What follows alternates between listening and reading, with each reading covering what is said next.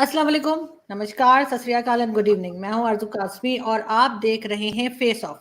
बिल्कुल जी, आज हम एक नई सीरीज शुरू कर रहे हैं फेस ऑफ के नाम से और उसमें हम कोशिश करेंगे कि हमारे साथ इंडियन पैनलिस्ट भी हों और पाकिस्तानी भी। और आज आप देख ही रहे हैं कि हमें भारत से ज्वाइन किया है मेजर गौरव आर्या ने और पाकिस्तान से हमें ज्वाइन किया है साजिद तारड़ साहब ने। बहुत शुक्रिया सर कि आप दोनों ने हमें। My pleasure. Thank you, Thank you so much. Thank you Thank sir, you मेरे थैंक साथ यू। मिला देने। Thank you, sir.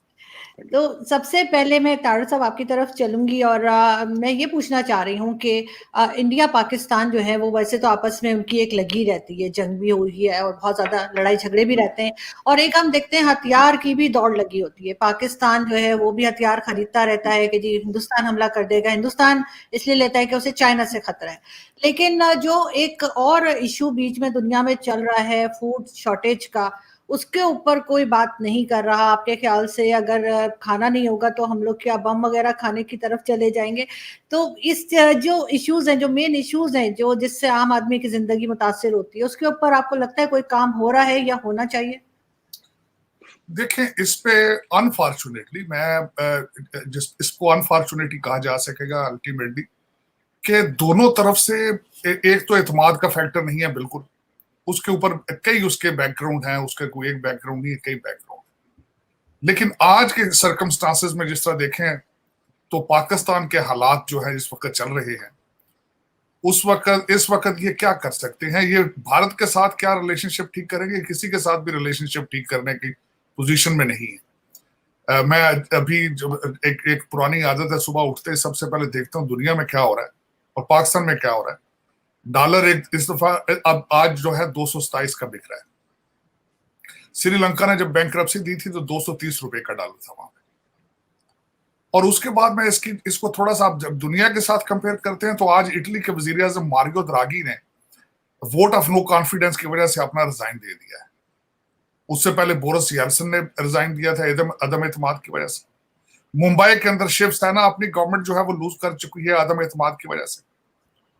क्या ये सारे जितने लोगों ने जिन्होंने अदम एतमाद की वजह से वोट अपनी पोजीशन लूज की है, ये सारे मुल्क के 3-3 टुकड़े करने के लिए घूम रहे हैं? इनके हाथ में, किसी के हाथ में आपने पेट्रोल और माचिस देखी है? लेकिन वाहिद एक पाकिस्तान है जहां पे हमारा एक साबिक वजीर आजम कहता है अगर मैं नहीं तो कुछ नहीं, मैं नहीं तो पाकिस्तान नहीं। अब इससे आगे बढ़ेंगे तो किसी से रिलेशनशिप ठीक करेंगे।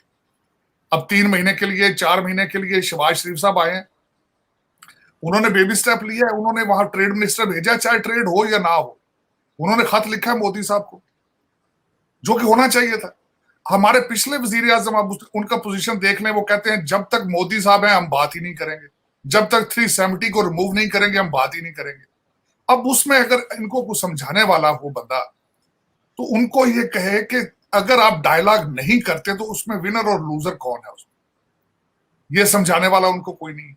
अब इन अंडर गिवन सर्कमस्टांसेस दो चीजें बताऊंगा। ट्रेड जो पाकिस्तान के लिए तो बहुत जरूरी है, भारत के साथ करना बहुत जरूरी है, उनकी जरूरत है ये चीज। दूसरा, भारत के लिए जरूरी इसलिए है कि Bharat is touching the peak of their foreign policy and fastest growing economy, क्योंकि मिडिल क्लास ग्रो कर रही है वहां। अब उनके लिए जरूरी इसलिए है कि अगर तरक्की कर रहे हैं और पड़ोस में आग लगी हो तो उसकी सूरत हाल क्या होगी। लेकिन उनको भी समझना होगा, उनको भी अपना पॉलिटिकल इक्विटी कुछ लूज करनी पड़ेगी, उनको भी कोई ना कोई स्टेप लेने पड़ेंगे। लेकिन हो सकता है कि वो पाकिस्तान की स्टेबिलिटी, पॉलिटिकल स्टेबिलिटी और फाइनेंशियल स्टेबिलिटी का इंतजार कर रहे हो। लेकिन इस वक्त क्वेश्चन मार्क ये है कि अफसोस के साथ कि जो भी लोग वहां पे पाकिस्तान में इन्वॉल्व हैं, जो रूलिंग एलीट है, किसी को कोई परेशानी नहीं है, चाहे डॉलर 227 का हो चुका है। मेरी इंफॉर्मेशन के हिसाब से इस वक्त एलसीज नहीं खुल रही वहां पे। जो लोग बाहर से तिजारत कर रहे हैं, कैश पे चीजें ले रहे हैं, ये सारी निशानियां ठीक नहीं है। मैं आई विश करता हूं कि आज जो हम जो चीजें डिस्कस कर रहे हैं ये उस वक्त कर रहे हो जब पाकिस्तान के अंदर कोई पॉलिटिकल स्टेबिलिटी हो, पाकिस्तान कोई हाथ बढ़ाने भारत की तरफ या किसी भी पड़ोसी की तरफ हाथ बढ़ाने के काबिल। आज unfortunately Pakistan is not in this position कि वो इंटरनल इस बुरे तरीके से घिर चुका है अपने इश्यूज में कि भारत के साथ, अफगानिस्तान के साथ, चाइना के साथ रिलेशनशिप्स जो हैं वो किसी को अगले स्टेप पे ले जाने की पोजीशन में नहीं। बिल्कुल जी। लेकिन मेजर साहब आप क्या समझते हैं कि भारत में कोई काम हो रहा है फूड शॉर्टेज पे, और अगर इस किस्म का कोई क्राइसिस आ गया तो क्या भारत इस काबिल है कि अपने लोगों को खाना दे सके? थैंक यू आरजू जी। बिल्कुल भारत काम कर रहा है और अलग अलग लेवल पे काम कर रहा है और मुल्कों के साथ काम कर रहा है। हमारे यहाँ ग्रीन रेवोल्यूशन हुई थी कई दिहाइयों पहले, कई डेकेड्स पहले। तो यहाँ पे पर एकड़ यील्ड भारत की अगर आप सिर्फ पाकिस्तानी पंजाब और भारत पंजाब को मिलाएं तो भारतीय पंजाब की 2 या 2.5 गुना ज्यादा है पाकिस्तानी पंजाब से यील्ड। और पाकिस्तान में कई एंकर्स को शायद ये गलतफहमी भी है कि भारत का पंजाब जो है वो पूरे हिंदुस्तान का पेट भरता है। ऐसा नहीं है। पाकिस्तान जो हिंदुस्तान का पंजाब है वो डेफिनेटली बहुत जरखेज मिट्टी है, वहां पे बड़ा बड़ा फर्टाइल सॉइल है वहां पे और काफी अच्छी खेती होती है। लेकिन fact of the matter is that states like Madhya Pradesh and Uttar Pradesh are far far bigger in terms of agriculture than Punjab. आप हर एक मायने में अगर आप देखें तो मध्य प्रदेश और उत्तर प्रदेश बहुत आगे हैं भारतीय पंजाब से। पहली चीज है। दूसरी चीज वो आपने वो अभी जो $2 बिलियन की फूड की इन्वेस्टमेंट आपने सुना होगा यूएई ने करी थी, जिसमें कि इसराइल और अमेरिका अपना टेक्नोलॉजी दे रहे हैं। यूएई उसमें $2 अरब उसने इन्वेस्ट करे हैं और भारत ने जमीन दी है। तो एक फूड का बिल्कुल 360 डिग्रीज मतलब पूरा गोल घुमा हुआ एक इकोसिस्टम इंडिया में तैयार कर रहे हैं और इसमें $2 अरब नाकाफी हैं। इसमें करीब $200 अरब डलेंगे तब जाके कुछ इम्पैक्ट पड़ेगा। और वो बट मैं कह रहा हूं कि we have already taken the first steps और ये India is cognisant. Energy security, food security, इन सब के बारे में भारत में सिर्फ बात नहीं होती, इसमें दिन रात काम भी चल रहा है और इसमें दिन रात और ये directly it is being monitored by prime minister Modi. बाकी बाकी नीचे टास्क फोर्स हैं जो काम कर रही हैं, मिनिस्ट्रीज हैं काम कर रही हैं, लेकिन इसकी जो डेली की रिपोर्ट है वो पीएम मोदी खुद लेते हैं। ही इज अ, जो मैंने सुना है, मेरी बात हुई है एक दो लोगों से करीब 6-8 महीने पहले जो पीएमओ में काम करते हैं, उनका ये कहना है कि is a very very hard task master. मतलब सोते भी ऐसी 3.5-4 घंटे सोते हैं वो और बस उनका यही है काम दिन भर की, ये क्या, ये हुआ, इसका अपडेट लाओ, इसका। तो इज अ वेरी वेरी, खुद को भी ड्राइव करते हैं, औरों को भी ड्राइव करते हैं। तो हाँ, जहां तक आपके सवाल का जवाब है, हाँ, फूड सिक्योरिटी को लेकर और एनर्जी सिक्योरिटी को लेकर भारत में बहुत एक अवेकनिंग है इस चीज को लेकर और इसको बहुत पुश करा जा रहा है। हमारे यहाँ एक और है ना कि जैसे जो लैंड के पार्सल्स हैं वो छोटे हो रहे हैं इंडिया में, हर ही जगह हो रहे हैं। अब जैसे कि एक किसान है जिसके पास माना कि 10 एकड़ जमीन है, उसके 3 बेटे हैं या 3 बेटे बेटियां हैं, वो फिर वो 3.25 एकड़ तीनों में बट जाएगा, फिर उनके बच्चे होंगे। तो जहां पे 10 एकड़ एक खानदान को पाल रहा था, 30 साल के बाद 10 एकड़ जो है वो 10 खानदानों को पालेगा। You understand? सो ये भी भारत को पता है कि इसकी वजह से लैंड का जो पार्सल कम हो रहा है, इसके भी तो फॉरेन कंट्रीज से कैसे हम लोग ट्रेड कर रहे हैं फूड के बारे में, किस तरीके से फूड को प्रोसेस कर रहे हैं। और साइंटिफिक रिसर्च के यहाँ पे, एग्रीकल्चर के रिसर्च के दिल्ली में ही एक बहुत बड़ी फैसिलिटी है, और जगह भी हैं, हमारे हैदराबाद में भी हैं जो दक्कन में है उधर, और जगह भी हमारे जो खास तौर से एग्रीकल्चर को देख रहे हैं, हमारे टॉप साइंटिस्ट हैं कि पर एकड़ यील्ड है वो कैसे बढ़ाई जाए। इसराइल से मोदी जी वो टेक्नोलॉजी लेकर आए हैं ड्रिप इरिगेशन की, कि किस तरीके से कम पानी में आप ज्यादा से ज्यादा क्रॉप्स उगा सकें।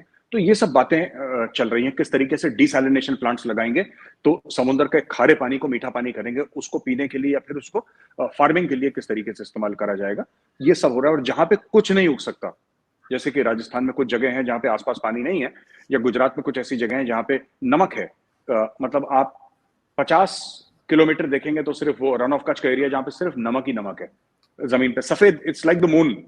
वो जैसे मून का वो है, बड़ा खूबसूरत है, लेकिन वहां पे कुछ उग नहीं सकता। और उसके अलावा भी कई जगह हैं और गुजरात में, तो वहां पे मैसिव सोलर फार्म्स लगा रखे हैं, मैसिव विंड के फार्म्स लगा रखे हैं। आप आरजू जी 1-1 घंटा आप गाड़ी चलाइए और वो सोलर पैनल खत्म नहीं होते, मतलब आप इतने इतने लगा दिए कि वो खत्म ही नहीं होते। तो जमीन उपजाऊ है, वहां से जमीन से आपके गेहूं निकले या वहां से सोलर एनर्जी निकले। जमीन से इसलिए कह रहा हूं क्योंकि पैनल जमीन पर लगा हुआ, आती तो ऊपर सूरज से है। तो ये कर रहे हैं, इसमें समय लगेगा। क्या हम लोगों ने अचीव कर लिया? बिल्कुल भी नहीं, हमें बहुत लंबा रास्ता अभी तय करना है।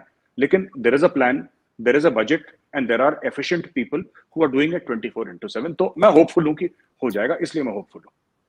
मुझे लगता है आपके यहाँ कोई मलिक रियाज नहीं है, वरना अभी तक वहां पे सब जगह बिल्डिंग्स बन गई होती हैं। और जो हमारा हाल हुआ है कि हमारे पास जमीन ही नहीं है कि जहां पर हम अनाज उगा सके या कोई काम कर सके। क्या कहेंगे तारड़ साहब आप? हमारे यहाँ तो इस तरह का कुछ नहीं हो रहा है। इस पे थोड़ा सा ऐड ये करना चाहूंगा कि हमारे साबका वजीर आजम साहब ने फरमाया था कि जाके किसी से पूछ लें, मेरे टाइम के अंदर लोगों ने रियल स्टेट में से रैकेट पैसे बनाए हैं। तो रैकेट पैसे बनाने से मतलब ये था उनका कि उनके दौर में हाउसिंग सोसाइटियों ने और हमारी ब्यूरोक्रेसी ने खुल के एक दूसरे की मदद की है। अब मैं दूसरा पॉइंट उसमें ऐड ये करूंगा कि अगले दिन 6000 हाउसिंग सोसाइटियां इन पंजाब और loan they are in pipeline कि किस तरीके से वो उसको हाउसिंग सोसाइटियां बना रही, कोई लॉ एंड ऑर्डर की हालत नहीं है। अब मैं जो खासकर फूड की बात कर रहा था, तो उसमें जो हमारे पुतिन साहब अगले दिन मैं अब सरप्राइज कि पुतिन साहब जब गए ईरान के दौरे में, तो उनका एक ऑब्जेक्टिव ये भी था कि यूक्रेनियन वीट जो है, गंदम को किस तरह ब्लैक सी से दूसरी दुनिया को बेचनी है। और उसके साथ एक ऑब्जेक्टिव उनका और भी था जो आई वाज शॉक्ड कि through Iran give a passage to help India, Bharat through Iran to have an access to the central Asia. तो ये चीजें दुनिया देख रही है, इसमें कोई शक नहीं है। Food is the future issue, water is the future issue, इसमें कोई शक नहीं है और इस पे काम भी हो रहा है। लेकिन अनफॉर्चुनेट मैं जिस तरह कहूंगा कि पाकिस्तान में इस वक्त लाहौर के अंदर जो है, तख्त लाहौर जिसको कहा जाता है, 188 कमरे 5 स्टार होटलों के बुक हैं और कुछ लोगों को पैसा देकर टर्की भेज दिया गया है। आज सुबह एक मेरा बड़ा अच्छा जर्नलिस्ट दोस्त है, उसने कहा है कि पाकिस्तान में डॉक्टर इंजीनियर बनना बिल्कुल फजूल है, मैट्रिक हाई स्कूल करके सियासत में आओ और 50 करोड़ लेके तो टर्की शिफ्ट हो जाओ। तो मेरे ख्याल में ये हमारे पाकिस्तान तो अभी उसी चीजों से ग्रो नहीं कर रहा, अनफॉर्चुनेट। लेकिन इसका मैंने आपको बताया ही है कि पाकिस्तान में पूरे का पूरा पाकिस्तान जो है वो एक मलिक रियाज साहब के हाथ में है, बैरियर टाउन के हाथ में है। जिस तरीके से हर रिटायर होने वाला अफसर जो है वो विश करता है कि मलिक रियाज साहब उनको जॉब दे दें, लेकिन कोई कानून नहीं है, कोई सोच नहीं है। सबसे बड़ी बात है विजन। मेजर साहब से मैं कहूंगा, जो बात कर रहा था मैं, कि इस सारी चीजें करने के लिए नेशनलिज्म चाहिए होता है। जब तक आप मैं भारत गया, बहुत दफा गया हूं और मैंने वहां पे देखा है कि लोगों के अंदर नेशनलिज्म। अब आप ये देखें कि यहां से अमेरिका से लोग पढ़ के वापस जा रहे हैं भारत में। भारत के इंस्टीट्यूशन जो है वो इतने इस लेवल पर पहुंच चुके हैं कि वहां से लोग पढ़ के आके यहाँ पे माइक्रोसॉफ्ट चला रहे हैं, यहाँ पे लोग आके गूगल चला रहे हैं। लेकिन अनफॉर्चुनेट ये है कि पाकिस्तान के अंदर ना कभी किसी ने ब्रेन ड्रेन पे तवज्जो दी है, ना किसी ने वहां से पैसे की ड्रेन पे तवज्जो दी है, और ना देने का कोई इस वक्त लग भी नहीं रहा। क्योंकि मैं खुद पिछले 74 साल से भी मैं देख रहा हूं जो कोई हो रहा है पाकिस्तान में, और आने कहते no relief in sight. Unfortunate ये हमारी एज ए पाकिस्तानी मैं एडमिट करूंगा, ये बदकिस्मती है और शर्मिंदगी। एक चीज और मुझे, इससे पहले मैं मेजर साहब की तरफ चलूं, एक चीज और मुझे बताइएगा तारड़ साहब के, कल मैं अपने कुछ दोस्तों से मिली थी जो इंडियन है और वो अभी नए नए आए पाकिस्तान, और वो ये कह रहे थे कि आपके जो मिनिस्टर हैं वो पूरा दिन टीवी पे बैठे रहते हैं। कहते हैं इतनी लंबी लंबी प्रेस कॉन्फ्रेंसेस करते हैं, बोलते ही जाते हैं। कहते हैं हमारे मिनिस्टर तो नजर ही नहीं आते, और क्यों नजर नहीं आते वो मेजर साहब बताएंगे, लेकिन ये नजर क्यों आते हैं पूरा दिन आपके ख्याल से? देखिए, आज तक आपने कभी सुना है किसी दुनिया के किसी ऐसे मुल्क में वजीर बेमहकमा, कि वजीर है लेकिन पोर्टफोलियो कोई नहीं, तो वो बेचारा क्या करेगा? 4 सूबे हैं छोटे छोटे और 100 बंदे की कैबिनेट होती है, तो फिर वो क्या करें? वो उन्होंने कुछ ना टाइम तो गुजारना होता है। तो पाकिस्तान में 2-3 नई चीजें शायद आज देखने वाले, एक तो वजीर बेमहकमा, और दूसरा हर वजारत के एक मिनिस्टर ऑफ स्टेट, और एक असली मिनिस्टर है, एक फेक मिनिस्टर है। तो उन लोगों के पास बेचारों की टाइम क्या होता है? आपके पास किसी को इत्तेहाद बनाने के लिए भी आपने मिनिस्ट्रियां बांटनी होती हैं या वजारतें बांटनी होती हैं, और उसके बाद ये कि जो अपने यार दोस्त हैं उनको ओबलाइज करने के लिए भी यही एक तरीकाकार है। यहाँ पे मुझे ये बताएं, कभी आपने देखा है कि high school graduate ministry of education को हेड कर रहा हो? तो ये तो सारे, हमारी तो हिस्ट्री भरी पड़ी इन चीजों में। हमारा अफसोस, मैं कई दफा कहता हूं कि पॉलिटिकल सिस्टम चलता रहता, लोग तजर्बात करते, इसी तरीके से रिफाइन होकर लोग आगे आते हैं। हाइब्रिड सिस्टम ना होता, चीजें ट्रैक पर चलती, और आगे भी आने वाले, मैं अब देखें, मैं दुआएं खैर ही की जा सकती है, मायूसी गुनाह है मैं समझता हूं, लेकिन ये कि इस वक्त सो फार कुछ नजर नहीं आ रहा कि पाकिस्तान अगले जिस तरह 36 घंटे, अगले 48 घंटे जो चल रहा है, जिस तरह के लोग पेट्रोल और माचिस लेके घूम रहे हैं, सारी आधा पाकिस्तान इस वक्त यही हालात चल रहे हैं।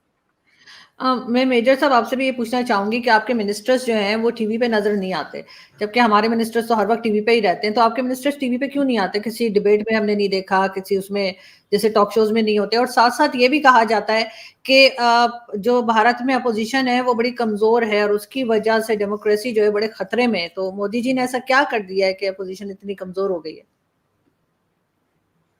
आरजू जी, पहला सवाल का जवाब ये है कि मिनिस्टर्स, ये भारत में शुरू से ही है कि पब्लिक कमेंट्स मिनिस्टर्स कम करते हैं यहाँ पे। और आपको प्राइम मिनिस्टर मोदी के इंटरव्यूज बहुत कम दिखेंगे, बहुत कम हैं। कभी अगर चले गए कहीं पे तो चले गए, वरना नहीं है। तो मैं बड़ा सरप्राइज था जब देखता था कि रोज इमरान खान साहब as a prime minister, sitting prime minister, क्योंकि प्राइम मिनिस्टर का टाइम तो बिल्कुल कहते हैं कि हीरे जवाहरात की तरह होता है, सोने चांदी की तरह। इट्स वेरी मतलब एक प्राइम मिनिस्टर का टाइम कितना वैल्यूबल होगा एक मुल्क का, 22-25 करोड़ का मुल्क है। मतलब it has to be very valuable, right?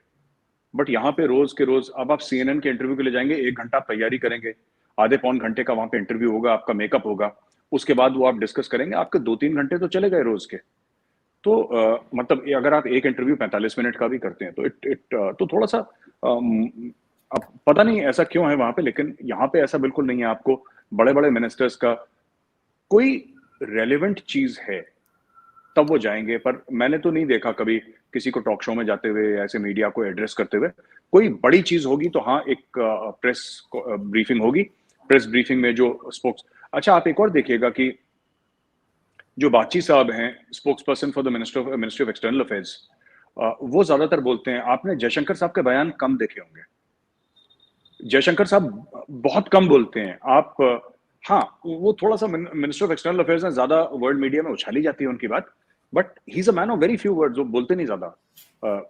बस उनका ये है कि वो फ्लाइट में सोते हैं, अपना प्लेन पकड़ा, फ्लाइट में सोए, वहां पे टाई शाई पहनी, अपना काम वाम करा, वापस ये वो 24 घंटे, ना कोई सैटरडे ना कोई संडे। इनका तो यही हाल है पूरे सबका, और ये नहीं करते। और दूसरा, जो आपने पूछा कि भारत में डेमोक्रेसी खतरे में है और क्योंकि ऑपोजिशन नहीं, ये बात सही है। और मैं भी ये बात मानता हूं कि आरजू जी, किसी भी स्ट्रांग डेमोक्रेसी के लिए एक स्ट्रांग ऑपोजिशन होना बहुत जरूरी है। इंडिया में वन साइडेड हो गया है, लेकिन I don't think we can blame Modi ji for winning elections. You see, ये राहुल गांधी साहब जो हैं, ये इलेक्शन जीत के खुश नहीं है। ये अब मोदी जी क्या करें डेमोक्रेसी के लिए? या तो मोदी जी ये बोलें कि नहीं ठीक है, भारत में डेमोक्रेसी मजबूत करने के लिए मैं खुद इलेक्शन हारना शुरू कर देता हूं। ऐसा तो होगा नहीं। डेमोक्रेसी को मजबूत करना है, ऑपोजिशन को स्ट्रांग करना है, तो ऑपोजिशन का काम है। ये जीत नहीं पाते, अभी उनको थोड़ा सा मौका मिलता है। और मैं तनकीद नहीं कर रहा, वो उनका पर्सनल मामला है, मुझे कहना नहीं चाहिए राहुल जी के बारे में। By the way, he is my classmate, Rahul Gandhi is my classmate. हम लोग 1 साल साथ पढ़े हैं सेंट स्टीफेंस कॉलेज दिल्ली में, फिर 1 साल के बाद वो छोड़ गए थे, विदेश चले गए थे पढ़ने के लिए, बाहर चले गए थे। And he is a very nice man, बड़े डिसेंट हैं राहुल गांधी जी, और ही is a very good human being, but I don't think he is cut out for politics. उनको मुझे नहीं लगता, सबका होता है, अपना एक टैलेंट होता है, मुझे नहीं लगता कि वो पॉलिटिक्स के लिए है। He is a very straightforward, very genuine sort of a guy, जितना मैंने उनको कॉलेज में देखा। मैं 1 साल उनके साथ था कॉलेज में, और 1 साल में मैंने देखा कि ही is a good person, he is not a bad person. But वही चीज है कि देखिए, इलेक्शन में ना आपको एक पॉलिटिशियन बनने के लिए, जैसे मोदी जी हैं, कोई परिवार नहीं है, कुछ नहीं है उनका ना, वो 24 घंटे यही काम है। तो वो Modi ji is made for politics, and उनको पता है, उनका पीपल कनेक्ट बहुत जबरदस्त है, क्योंकि उन्होंने हजारों गांव में रहे हैं भारत में। इतने साल, 20-30 साल उन्होंने साइकिल से, बैलगाड़ी से, बसों में सफर करा है, सड़क के कोने में खाना खाया है उन्होंने, रात को प्लेटफॉर्म पे सोए हैं, साइकिल से एक गांव से दूसरे गांव गए हैं। वो तो बाद में वो बने ना, वो तो बाद में बने चीफ मिनिस्टर, बाद में बने। वो पहला चुनाव एमएलए का लड़े, चीफ मिनिस्टर बन गए, मेंबर ऑफ पार्लियामेंट का पहला चुनाव लड़े, वो प्राइम मिनिस्टर बन गए। उसके पहले मोदी जी को कोई नहीं जानता था, वो तो आरएसएस के प्रचारक थे। तो उनका जो माइंडसेट है वो थोड़ा सा अलग है। आपके सवाल का जवाब में आखिरी में एक बात बोलता चलूं आरजू जी की, बात यह है कि अगर डेमोक्रेसी को स्ट्रांग करना है तो मुझे लगता है कि ये हमारी जो ऑपोजिशन पार्टीज हैं, ठीक है, इनको थोड़ा सा ट्विटर से बाहर निकलना पड़ेगा। ये थोड़ा सा they are more obsessed with Twitter and social media, और अगर ऐसे ही चलता रहा तो फिर it will be a very sad day for democracy, क्योंकि हम भी चाहते हैं कि अच्छी बहस हो पार्लियामेंट में, अच्छी डिबेट्स हो, जैसे अटल जी के समय होती थी तो लगता था। अभी तो मोदी जी ने ऐसा कर दिया है भारत में कि पार्लियामेंट में आप जाइए तो एक तरफ से बीजेपी बीजेपी बीजेपी, क्योंकि दे हैव वॉन एवरीथिंग, और मोदी जी की ब्रांड इमेज ऐसी है। और उनके कोई भी मंत्री आपको देखा, कोई 24 घंटे काम करते हैं, उन्होंने बोला कोई बात करने की जरूरत नहीं है, मीडिया में जाओगे क्या बोलोगे, लेट योर वर्क स्पीक, अगर तुम काम करोगे तो दुनिया सुनेगी, मुंह से बोलते रहोगे तो nobody is interested in what you are saying, people are interested in कि आप काम क्या कर रहे हैं, आपकी कारकर्दगी क्या है, वो लोग देखते हैं। आपने बयान जो भी दिया आपकी मर्जी, आप कुछ भी हवा में बोले, तो ये इनकी पूरी कैबिनेट बोलती भी नहीं है। और यही इसका ये भी है कि opposition is very weak, because I don't think opposition is a game plan. वो उनका बस ये है कि मोदी जी ने आज ये बोला, इसकी तनकीद कर दो, ये बोल दिया इसकी तनकीद कर दो, ये बोल दिया इसको क्रिटिसाइज कर दो, करो आप, वो आपका हक है और आपका फर्ज भी है, लेकिन उसके आगे भी तो कुछ काम होना चाहिए ना। पॉलिटिशियन का पहला काम है इलेक्शन जीतना, मैं ये मानता हूं। जी, सब कॉन्टिनेंट में, एटलीस्ट भारत पाकिस्तान में पॉलिटिशियन का पहला काम है इलेक्शन जीतना, तब वो लोगों की सेवा करेगा, तब वो लोगों को सर्व करेगा, पहले उसको जीतना पड़ेगा ना। बिल्कुल। यहाँ पर तो सारे भाई लोग हारे हुए हैं। नहीं, बिल्कुल आप ठीक कह रहे हैं, लेकिन तारड़ साहब आखिर ये अपोजिशन जो है वो हिंदुस्तान पाकिस्तान में जो भी अपोजिशन होती है, ये मिलके काम क्यों नहीं करती गवर्नमेंट के साथ? अभी देखें खान साहब जीत गए, उस पर यकीनन मेजर गौरव और पूरा इंडिया बड़ा खुश होगा कि जी बाई इलेक्शन में खान साहब की पार्टी जीत गई है, लेकिन खान साहब खुद बड़े उदास लग रहे हैं, उसकी क्या वजह है? देखिए, दो चीज मैं पहले थोड़ा सा मैं उस वक्त मैं वो एंटरटेनमेंट के हवाले से वो जो टीवी पे हमारे मिनिस्टर बोलते हैं, वो उसका भी मेरे ज़हन में आइडिया आया जो मैं बता नहीं सका बाद में, कि पाकिस्तान में इसको ऐसे एंटरटेनमेंट इस्तेमाल किया जाता है। भारत में और दूसरे मुल्कों में शाम के वक्त गाने, ड्रामे, दूसरी चीजें भी चलती हैं। आप नोट कर लें कि हमारे टॉक शोज जो हैं उनमें गाली गलौज, एक दूसरे के साथ बदतमीजी को एज एन एंटरटेनमेंट समझा जाता है, जिस तरह मुर्गों की लड़ाइयां होती हैं एक दूसरे से। बल्कि यहां तक मैंने सुना है कि एक दूसरे का, जिसको जानबूझ के एंकर जरा थोड़ा सा बुलाकर दूसरे का वॉल्यूम कम कर देता है, तो वो उनको ये लोगों के लिए एंटरटेनिंग है ये कि मिनिस्टर लड़े, वो एक दूसरे की जातियात को लेकर आए, लोग एंजॉय करते हैं, इसलिए इस वजह से। दूसरा जो मैं बात कहने लगा था कि अपोजिशन के हालात दुनिया में अगर मैं देखा जाए, मैं being a student of political science और खासकर यहां से अमेरिका से देख रहा हूं, जहां पे जमहूरियत की बहुत लंबी हिस्ट्री मौजूद है और ये एक एज ए लेबोरेटरी काम करता है जमहूरियत के लिए, तो जमहूरियत को यहां भी चैलेंजेस हैं अमेरिका के अंदर। बल्कि मैं समझता हूं कि democracy is going through the crisis in US, तो दूसरी दुनिया के अंदर उनके क्या हालात होंगे, जिनकी एक बहुत बड़ी हिस्ट्री मौजूद है जमहूरियत के हवाले से। अब ये देखें कि अभी इस वक्त जो चैलेंज चल रहे हैं, we are going through the midterm election.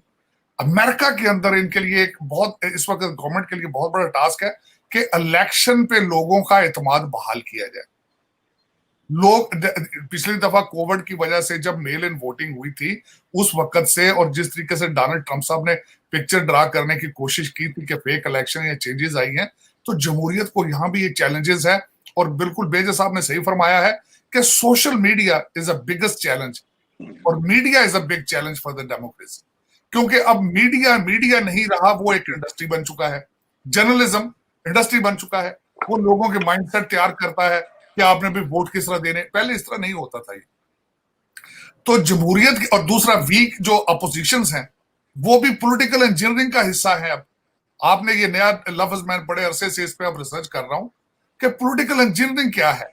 एक इलेक्शन इस वक्त एक आर्ट बन चुका है। आपने कभी नोट किया है कि यहाँ अमेरिका के अंदर, बल्कि मैं खुद एक कैंडिडेट, एक दो दफा मैंने इलेक्शन लड़ने की कोशिश की, तैयारी की, और आजकल मेरा बच्चा यहाँ से, my son is finishing law school और ही इज प्रिपेयरिंग हिमसेल्फ। तो यहाँ पे मैंने देखा है कि किस तरीके से आपकी नेम रिकग्निशन को किस तरह लिया जाता है, वोटिंग को किस तरह देखना है, चीजें एक पूरी पॉलिटिकल इंजीनियरिंग है। और वो पॉलिटिकल इंजीनियरिंग अमेरिका की हद तक नहीं रह चुकी, पूरी दुनिया में जा चुकी। तो उसमें जो अपोजिशंस हैं, वो अपोजिशन में वही होता है, या पॉलिटिकल सियासत में वही कमजोर हो जाता है जिसकी पॉलिटिकल इंजीनियरिंग कमजोर हो। जिस तरह मैं छोटी सी मिसाल दूंगा कि पाकिस्तान में इस वक्त जो कुछ हो रहा है वो बिल्कुल ट्विटर और हैंडलर बन रहे हैं, हैशटैग बन रहे हैं, और खान साहब टिक टाकर से मुलाकातें कर रहे हैं। खान साहब ट्विटरों की एक उन्होंने, मैं हैरान था कि 1300 लोग सूबा सरहद के अंदर हायर किए गए हैं 25-25 हजार रुपया महीने की तनख्वाह पे, जिनका सिर्फ काम ये है कि ट्वीट पे बैठना है और उसको सारा। तो अब ये चैलेंजेस जो हैं जमहूरियत को, इनसे डील करना पड़ेगा, वोटर्स की तरफ तवज्जो देना। अब दूसरा एक जो सोशल मीडिया है कि सियासतदानों की जातियात नहीं, उनके जाति जो लाइफ है वो नहीं रही। अब उनकी हर चीज जो वो खांसते हैं तो लोग उसका जवाब चाहते हैं शाम को भी, ये इसने इस तरह क्यों किया, कपड़े जो पहनते हैं उसका जवाब शाम को वो चाहते हैं क्यों इस तरह हुआ। तो ये एक चैलेंजेस हैं, जमहूरियत democracy is going through the challenges. और उसका सबसे बड़ा चैलेंज जो होगा अमेरिका के अंदर, तो देखे ना, जो पिछली चीजें थी वो रिफाइन होना शुरू हो चुकी हैं। आज मिड टर्म इलेक्शन है, कई लोगों ने उसको अपना रिएक्शन शो करके फर्क कर दिए, कई लोगों को फर्क कर। अब जो डेवलपिंग कंट्रीज हैं जहां तालीम का फुकदान है, जहां पे लोगों को पता ही नहीं है कि जमहूरियत क्या चीज है, वोट कितना स्ट्रांग है। एक मेरा मकसद है कि वो ऐसे फैसले कर देते हैं कि जिसकी वजह से सफर करते हैं। लेकिन भारत के अंदर मैंने कई चीजें प्लस देखी हैं। उसकी आखिरी मिसाल मैं ये देना चाहूंगा जमहूरियत के हवाले से। आपने कहा कि पंजाब में इस दफा आम पार्टी का आना जो है वो मेरे लिए एक, मैं समझता हूँ कि this is a good example कि हाउ जो है वो जो आम पार्टी ने न्यू दिल्ली के अंदर, मैं लास्ट आखिरी दफा जब मैं गया था वहां, तो मैंने कई लोगों से पूछा आम पार्टी की परफॉर्मेंस, तो बिलखसूस एक टैक्सी ड्राइवर से पूछा तो उसने कहा था कि मेरे बच्चे, हमारे पब्लिक स्कूलिंग दिल्ली के अंदर इतनी अच्छी हो चुकी है जो कि as equal as private school. तो एक बहुत बड़ा, Kejriwal is doing a wonderful job. और इसकी एक ताजा मिसाल है कि उन्होंने परफॉर्म करके दिखाया है और पंजाब ने उनकी रिफॉर्म को एक्सेप्ट किया है। और इस वक्त वो मान साहब है वहां पे, उनकी मैंने एक और बात बड़ी अच्छी लगी, उसको मैं कोट करना पसंद करूंगा कि न्यू दिल्ली के अंदर वो कहते थे कि जो करप्शन करेगा उसकी वीडियो बना के भेजते हैं वो, और उस पर एक्शन लिया जाता है। तो मान साहब ने चैलेंज किया था आगे कि आप जो आपसे पैसे मांगे पैसे उसको दो, लेकिन उसकी वीडियो बनाओ, हमें भेजो, and then would deal with it.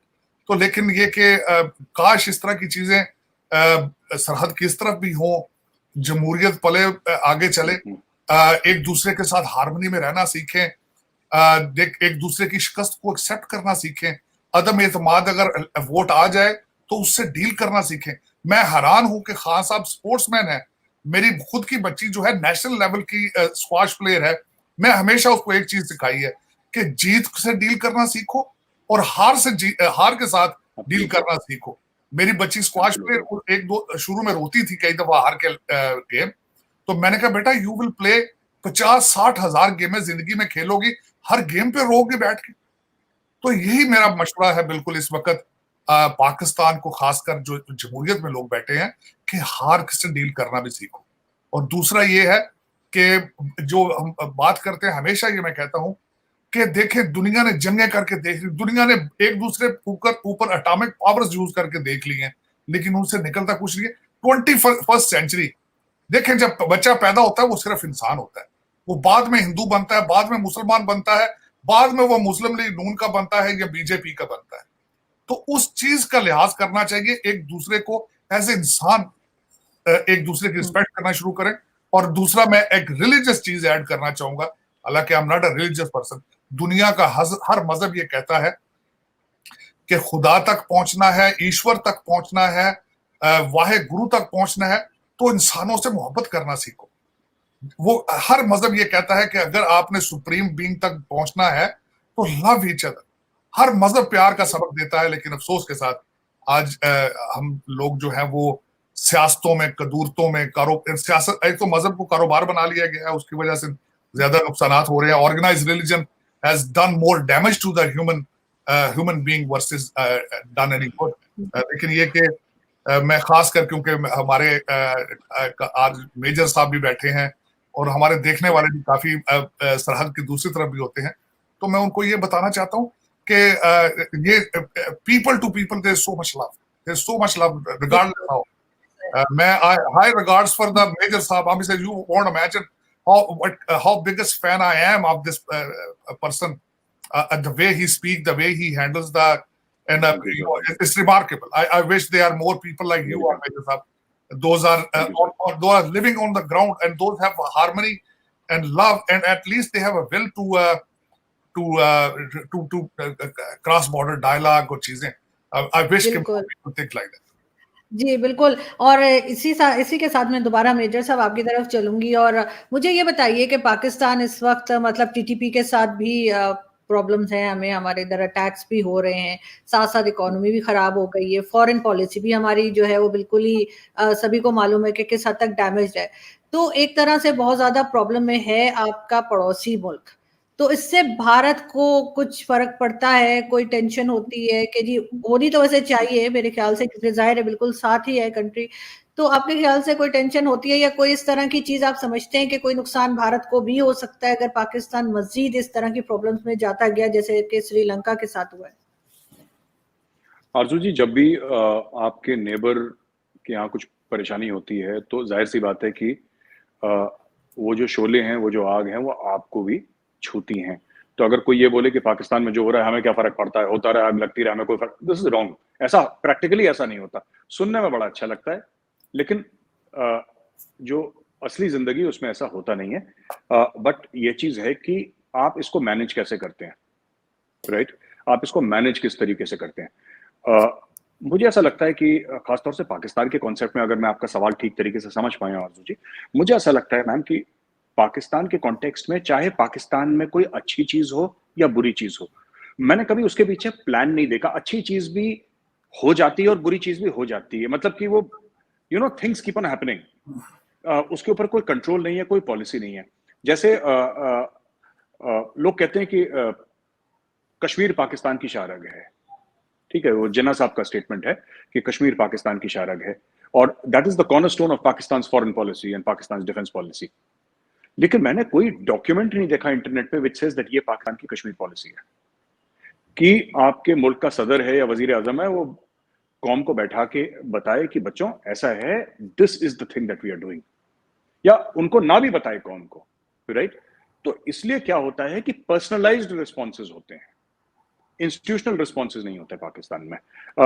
मुझे ऐसा लगता है, ये मेरी थोड़ी सी हो सकता है एक बड़ी बचकाना सोच हो, लेकिन ऐसा मुझे लगता है कि जैसे कि भारत अगर 370-35 से हटाता है तो इमरान खान साहब ट्विटर पे जाते हैं और बोलते हैं कि छोटा आदमी बड़ी कुर्सी पे बैठ गया, हिंदुत्व, फाशिज्म, ये सब बातें करते हैं, लेकिन there is no institutional response because you are not prepared. अच्छा, कहते हैं कि हमें पता नहीं लगा.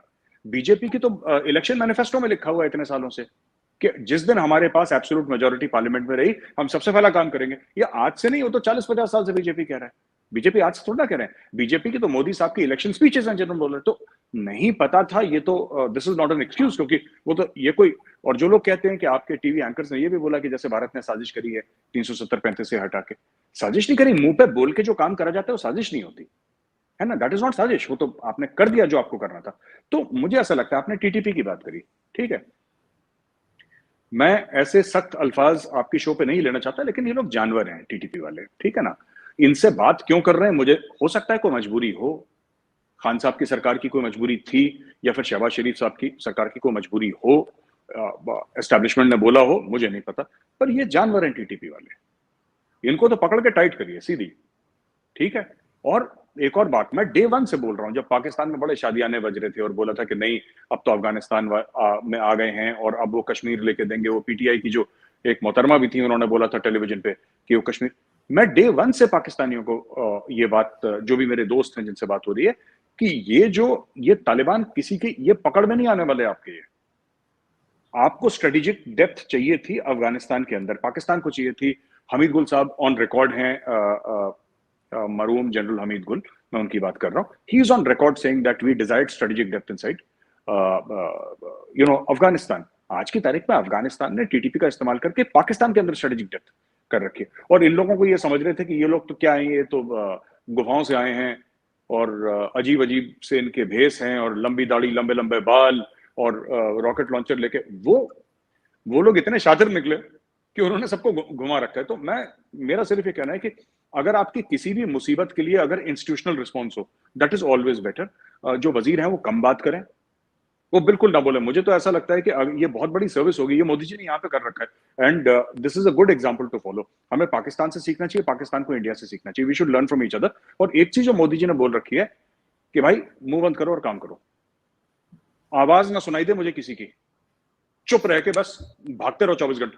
मैं वैसे ही टाइट रहते हैं लोग, वरना तो प्रेस, मुझे बुरा लगेगा आरजू जी, आप बताइए, मेरे सामने आपने 200 जर्नलिस्ट खड़े कर दिए, मुझे बुरा थोड़ा ना लगेगा, मेरी प्रेस कॉन्फ्रेंस चल रही है, मुझसे सवाल पूछना, I also feel very good, but इसका मतलब मैं काम नहीं कर रहा।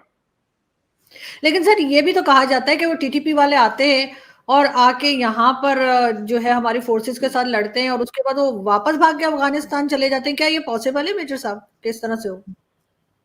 क्यों नहीं है, क्यों नहीं है? उनको, सिर्फ उनको नहीं, आपके जो बलोच फाइटर्स हैं उनकी फैमिलीज कंधार में है। This is a well documented fact.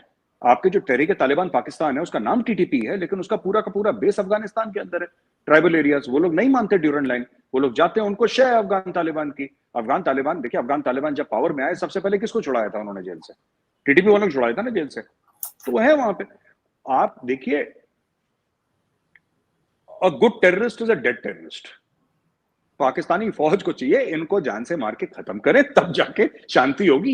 ये देखिए जानवर लोग हैं ये, आप लोग उनसे बातचीत कर रहे हैं, इनको खत्म करें। एंड पाकिस्तान आप आर्मी एक इज वेल केपेबल, मैं आपको बता रहा हूं, they are well capable of doing it. जरबेयाज था आपका, रदुल फसाद था, आपने करा था, ठीक है, उसका थोड़ा सा कोलैटरल ज्यादा हुआ, कोलैटरल डैमेज। मैंने नॉर्थ वजीरिस्तान में जो उनके खास ऑपरेशंस थे, मैंने उनको बड़ा क्लोजली स्टडी करा है फ्रॉम अ मिलिट्री पॉइंट। वो they were not perfectly executed, but on ground they were this thing कि टीटीपी की ऑलमोस्ट कमर तोड़ दी थी, ऑलमोस्ट कमर तोड़ दी थी। इससे पहले कि मैं तार साहब से यही सवाल पूछूं कि क्या वो एग्री करते हैं मेजर साहब से कि टीटीपी के साथ यही सलूक होना चाहिए, मैं ये जरूर बता दूं मेजर साहब कि प्लीज आप लोग कोई एयर स्ट्राइक ना किएगा, क्योंकि हमारे पास चाय नहीं है। हमारे एक मिनिस्टर ने कह दिया है कि चाय ना पिए फिर आपके पायलट क्या आएंगे और हमें चाय नहीं हम पिला पाएंगे। क्या कहेंगे तार साहब? मैं आरजू एक तो थोड़ा सा आपको बताना चाहूंगा, कहते हैं किसी चीज के बारे में सोचना या बात करने से पहले उसका माजी देखना चाहिए। अफगानिस्तान का माजी मैं जरूर बताना चाहूंगा कि अफगानिस्तान का माजी क्या है। ये पहाड़ों के ऊपर रहते थे लोग, ऊपर अभी भी रहते हैं, नीचे उतरते थे लूट के ना, जो आपके ट्रेड रूट्स होते थे दर्रा खैबर से, उनको लूट के फिर पहाड़ों के ऊपर चले जाते थे। दिस इज, फिर वहां से अब देखें, वहां से फिर इन्होंने भारत के ऊपर हमले इंडिया पे किए, यूनाइटेड इंडिया पे आए। मुगल लोग जो कौन थे वो यही थे सारे, यहीं से सारा कुछ आया गया। तो एक तो लड़ाई झगड़ा उनके कल्चर का हिस्सा है। एक दूसरा, रशिया को जिस तरीके से रशिया अफगानिस्तान में आया और फिर उससे पैसे बनाए गए, इस रीजन में बहुत लोगों ने पैसे बनाए उससे। अब उस जो नई जनरेशन है, हमारे एक तो अफगान महाजरीन आ गए, हमने उन डॉलरों की खातर पाकिस्तान बेचा। किस तरह बेचा? हीरोइन ले आए यहाँ पे, कलाशनकोव हर घर में पड़ी है।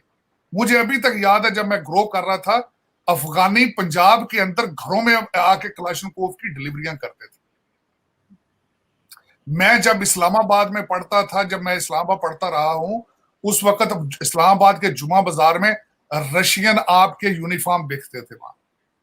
मैंने स्मिर्नॉफ वोडका इस्लामाबाद में इस तरह बिकता देखा है जिस तरह पानी बिक रहा है। तो उससे पैसा बनाया गया। एक तो वो खाब, वो अब वो पैसा डॉलर अभी इस जेल में घूमते हैं। वो कुछ हमारे पाकिस्तानी जो दोस्त हैं उनके भी दिमाग में वही डॉलरों की बारिश अभी घूम रही है। और वही अफगानी बच्चे जो मुहाजिरिन कैंपों में जो गुजरे हैं, वो उनका तरीकाकार देखें। वो एज ए बिजनेस लड़ते हैं गर्मियों में, सर्दियों में आराम करते हैं। अब ये अफगानी, आपको मैं थोड़ा सा ये बताना चाहूंगा, ये टीटीपी की बात नहीं कर रहा हूं, यही अफगानी इस वक्त आपको पता सीरिया में पैसों से लड़ रहे हैं जाके। आपको पता है यही अफगानी इराक में $500 $200 लेके महीने का ये वहां पे भी लड़ रहे हैं। आपको यही पता है कि यही अफगानी लिबिया में भी पैसे जाके लेके लड़ रहे हैं। तो ये उनका कारोबार है। अब मैं दो चीजें बताता हूं। माजी के अंदर जब भी पाकिस्तान उनसे किसी चीज पे निगोशिएट करता था, निगोशिएट करने का स्टाइल भी बताना चाहता हूं। वो दो चीजें, जब यहां से जाते थे निगोशिएट करने, वो कहते थे अभी लेकर क्या आए हो, या पैसा दो या असला दो। ये मीटिंग शुरू होने से पहले ये बात तय होती है, क्या लेकर आए हो भाई, उसके बगैर तो वो बात ही नहीं करते। तो ये देते रहे मुसलसल। अब मैं वो बात करना चाह रहा था कि ये अटैक करके भाग जाते हैं वापस, ये भागते हैं वापस। पिछली दफा हमारी इसके ऊपर हमारे पाकिस्तानी एयरफोर्स ने उनके ऊपर एयर स्ट्राइक की है, लेकिन साथ क्या हुआ है कि वो जो वहां पे अफगानी मरे थे, आपने उनके पैसे दिए फिर दोबारा, क्योंकि वो टेबल पर बैठते ही नहीं उन चीजों के बगैर पैसों के। तो ये पता है और दूसरी बात ये, मैं वो मेजर साहब बात मैं उस पर मजीद क्या बोलूं, मैं समझता हूँ अच्छा नहीं होता जब सारी चीजें अपने हाथों से बनाई हो। ये मेरे मध्य तालिबान कौन है, अफगान मुजाहिदीन कौन थे, ये हमारे हाथों के बने हुए ये सारे।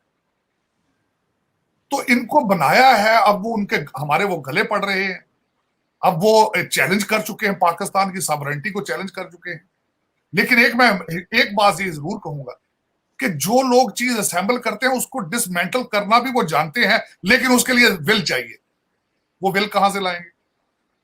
अब पाकिस्तान आर्मी सलाहियत बहुत रखती है, लेकिन अंदर ग्रुपों में डिवाइडेड है।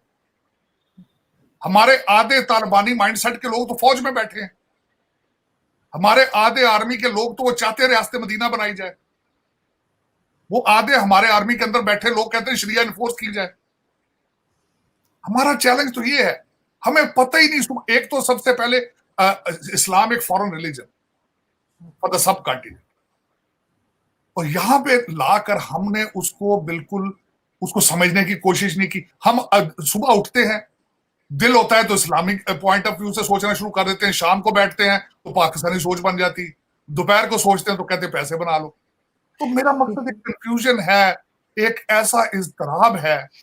मैं बहसीते पाकिस्तानी खुद मैं दिल होता है तो मैं कई दफा इस्लाम की तरफ चला जाता हूँ, कई दफा शाम को दूसरी साइड। मेरे को ये कंफ्यूजन हर पाकिस्तानी के पास है, हर चीज।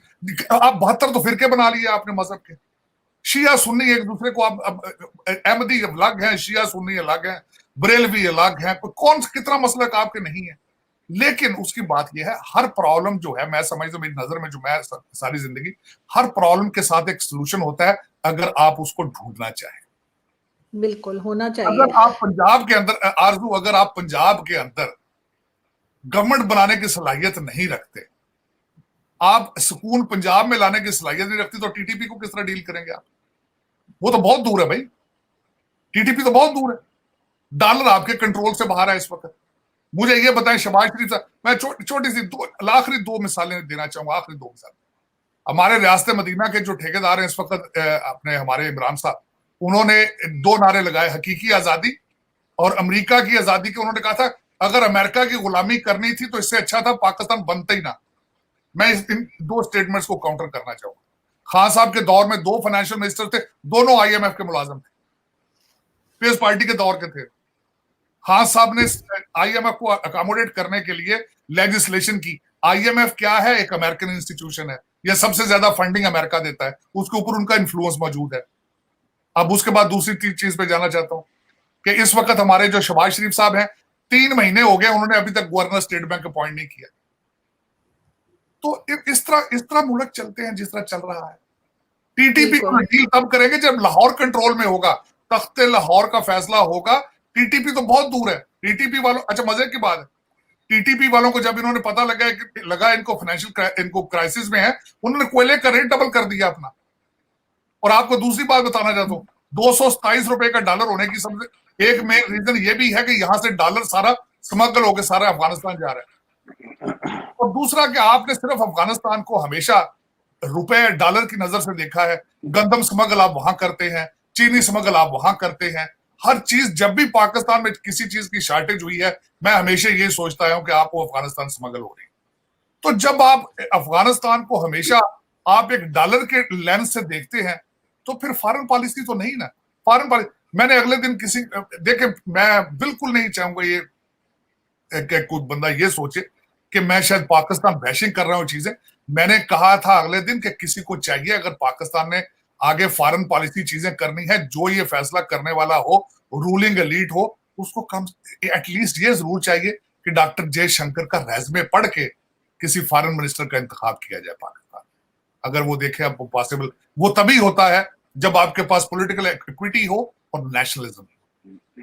बिल्कुल आप ठीक कह रहे हैं, लेकिन लास्ट में मैं मेजर गौरव आपसे पूछना चाहूंगी कि कहा यह जाता है कि आप क्या समझते हैं कि सिस्टम को मजबूत होना चाहिए या प्राइम मिनिस्टर को मजबूत होना चाहिए? कौन ज्यादा स्ट्रांग होना चाहिए जिससे मुल्क सही चले? और दूसरा, पाकिस्तान को आप काफी स्टडी करते हैं, तो आपके ख्याल से इस वक्त मीर जाफर कौन है पाकिस्तान में?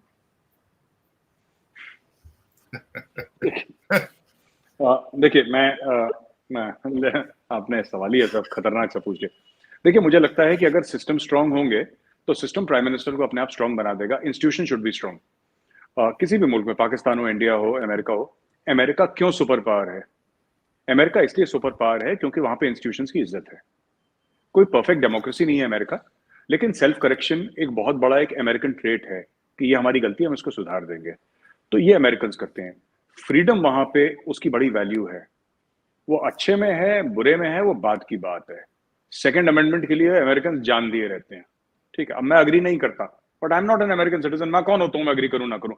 But the fact of the matter is कि फ्रीडम देयर इज एब्सोल्यूट। वो बिलीव करते हैं, यू नो, कहता है land of the brave, home of the free. ये कुछ ऐसे ही उनका बड़ा एक वहां पे कहना है। मैं आरजू जी एक बात बोलता हूँ कि जब इंस्टीट्यूशन स्ट्रांग हो जाता है तो मुल्क स्ट्रांग हो जाता है, मुल्क स्ट्रांग होते हैं तो प्राइम मिनिस्टर स्ट्रांग हो जाता है अपने आप। ठीक है ना? ये अमेरिका का जो America strength is not in its nuclear weapons. America strength is in its people and it's institution. वो अमेरिका की स्ट्रेंथ है। जो अमेरिका के 11-12 न्यूक्लियर पावर्ड एयरक्राफ्ट कैरियर्स है ना, वो अमेरिका की ताकत नहीं है। जो अमेरिका के लोग हैं, जो अमेरिका में फंडामेंटल राइट्स की रिस्पेक्ट है, जो इंडिविजुअल की रिस्पेक्ट है, जो अमेरिका में जो कल्चर की, वो अमेरिका का पावर है। कल अगर अमेरिका को, भगवान ना करे ऐसा दिन आए, पर कल अगर अमेरिका के पास कुछ नहीं रहता, इनमें इतनी सलाहियत है कि जमीन से फिर आसमान तक अपने आप को ले आएंगे 20-30 साल के अंदर। ये सलाहियत, क्योंकि वहां पे कल्चर ठीक है, सो इंस्टीट्यूशंस ठीक है, तो वो कर लेंगे अपने आप। बात ये मुझे देखिए, मैं वही मैंने एग्जांपल पहले भी दिया था, मैं फिर से बताता हूँ। मैं आरजू जी लंच पे था एक सीनियर जनरल के साथ इंडिया में, और एक सीनियर डिप्लोमेट के साथ। दोनों रिटायर्ड, 10-1 साल पहले रिटायर हो चुके हैं वो लोग। और मैंने उनसे बात करी, जब इमरान खान साहब जीते थे पंजाब के इलेक्शन में, 15 सीटें 20 में से बाई पोल्स में जीते थे, तो उन्होंने बोला कि यार जो, और मैं अग्री करता हूँ क्योंकि मेरी भी यही थॉट्स थी। उन्होंने बोला कि जो इमरान खान डैमेज कर रहा है, इमरान खान साहब जिस तरीके से सुप्रीम कोर्ट को उन्होंने छोड़ा, पार्लियामेंट को उन्होंने छोड़ा, इकोनॉमी को उन्होंने छोड़ा, फौज को उन्होंने छोड़ा, उन्होंने सबको निपटा दिया एक शॉट में। और आज की तारीख में आपकी एस्टैब्लिशमेंट वाले चुप हैं। इट्स वेरी सरप्राइजिंग दैट, मतलब यू नो कि they are very tentative about this whole thing कि हो क्या रहा है, राइट? आपने अभी पूछा ना तारड़ साहब से, आपने बात करी थी कि इमरान खान क्यों जीतने के बाद भी क्यों इमरान खान इतना प्रोटेस्ट कर रहे हैं। इमरान खान ने तैयारी उस स्क्रिप्ट की करी थी कि रिजल्ट आएंगे मैं अल्लाह करूंगा। अब वो जीत गए, तो उन्होंने स्क्रिप्ट तो बदली नहीं कि भाई मुबारक हो। उन्होंने बोला नहीं, हाय क्यों, वो एक्सपर्ट हाय मैं कंटेनर पे, तो चढ़े हुए थे कंटेनर पे, उतरे नहीं नीचे वो जीतने के बावजूद। तो ये बात है मेरे हिसाब से। बिल्कुल आप ठीक कह रहे हैं, शायद यही बात लग रही है। कुछ आप कहना ही चाह रहे थे तारड़ साहब? मैं ये कहना चाह रहा था कि मैं वो मिस कर गया पॉइंट पिछली दफा, कि खान साहब ने तैयारी कर रखी है फॉरेन फंडिंग केस के खिलाफ। तो उसके लिए उनका नैरेटिव फिट बैठता है कि अदम एतमाद, इनको ऐसी फिजा कायम की जाए इलेक्शन कमीशन के खिलाफ कि ये जो काम करते हैं ये 2 नंबर करते हैं, ये जो कुछ है सारा कुछ। क्योंकि फॉरेन फंडिंग केस एक ऐसा केस, उसका फैसला है कि वो जब उसका रिजल्ट आएगा तो खान साहब की बिल्कुल आंखें खुल जाएंगी। लेकिन दूसरा उसमें अब देखें किस रुख जाता है पाकिस्तान। जिस तरह मैं एग्री करूंगा मेरे हिसाब से कि कभी पाकिस्तान की एस्टेब्लिशमेंट ने या इस तरह को पहले खामोश नहीं रहे। मैं जिस तरह के अब इनके बारे में लफ्ज इस्तेमाल किया जाता है अनोखा लाडला, जिस तरह जावेद लतीफ साहब ने अगले दिन फरमाया था कि अभी तक लाडला है। अब देखें पाकिस्तान, लेकिन मैं हमेशा कहता हूँ मेरी फीलिंग स्टेट ऑफ पाकिस्तान के साथ है, और इस वक्त स्टेट ऑफ पाकिस्तान जो है वो कमजोर है, और मैं उसके लिए मेरी दुआएं भी हैं और सोच भी है कि बेहतर हो।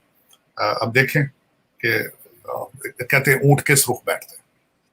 बिल्कुल देखते हैं कि क्या होता है, लेकिन खैर हमारी दुआ है कि कुछ बेहतरी आए और दोनों कंट्रीज, हिंदुस्तान में भी और पाकिस्तान में भी, सब लोग खुश रहें और आराम से रहें। बहुत शुक्रिया कि आप दोनों ने ज्वाइन किया। Thank you so much. नमस्कार, सत श्री अकाल, प्रणाम, और थैंक यू मेजर साहब, huge fan of yours. Thank you sir, huge fan, thank you sir, huge fan of yours sir. Thank you very much, बहुत बहुत धन्यवाद सर आपका, बहुत बहुत धन्यवाद आपका।